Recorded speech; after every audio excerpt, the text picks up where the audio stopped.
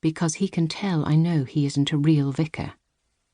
He is only wearing the get-up, the dog collar, so they will allow him to visit.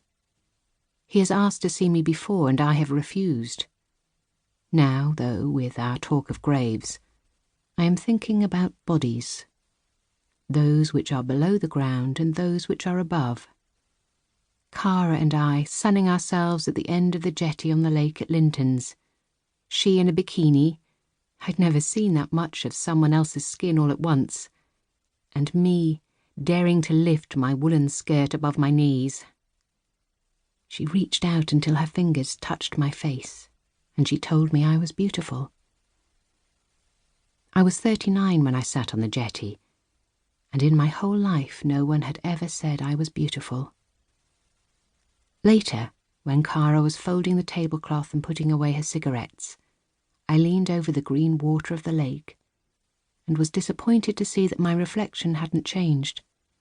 I was the same woman, although for a while that summer, 20 years ago, I came to believe her. More images come then, one superimposed on the next, and I abandon chronology in favour of waves of memory, overlapping and merging. My final look through the Judas hole. I am kneeling on the bare boards of my attic bathroom at Linton's, one eye pressed to the lens that sticks up from the floor, a hand covering the other to keep it closed. In the room below mine, a body lies in the pinking bath water, the open eyes staring up at me for too long. The floor is puddled and the shine of wet footprints leading away is already disappearing. I am a voyeur, the person who stands at the police tape watching someone else's life unravel. I am in the car slowing beside the accident but not stopping. I am the perpetrator returning to the scene of the crime. I am the lone mourner. Judas hole. I had never come across that word until I came here, to this place. How long ago?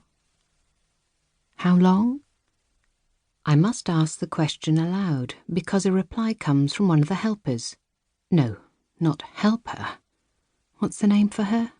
Care help? Assistance helper? My wasting disease has eaten away more than flesh.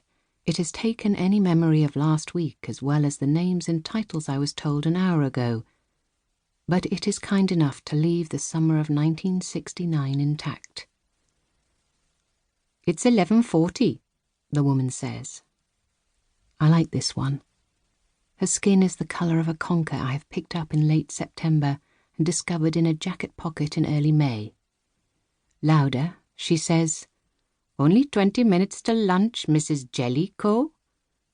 She pronounces it Jellicoe, as if I might be a manufacturer of puddings.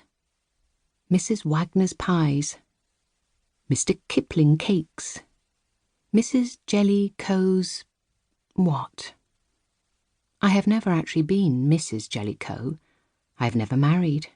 I have no children. Only here, in this place, do they call me Mrs. The vicar has always called me Miss Jellicoe from the first time I met him. The vicar. I realise my hand is empty and he is gone. Did he say goodbye? 20 years, I whisper.